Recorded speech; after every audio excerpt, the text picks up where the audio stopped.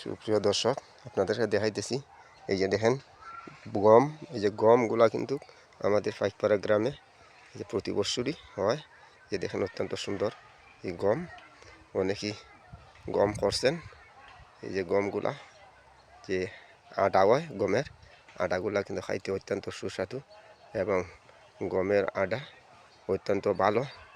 অনেকেই আটা খান এবং আটা খাওয়া শরীরের জন্য অনেক ভালো এবং অনেকেই গম করতে পারেন এবং আটার দামও আছে এবং নিজে খাইতে পারবেন। এই যে দেখেন কত সুন্দর এই গম হয়েছে আমাদের পাইকপাড়া গ্রামে, সুন্দর গম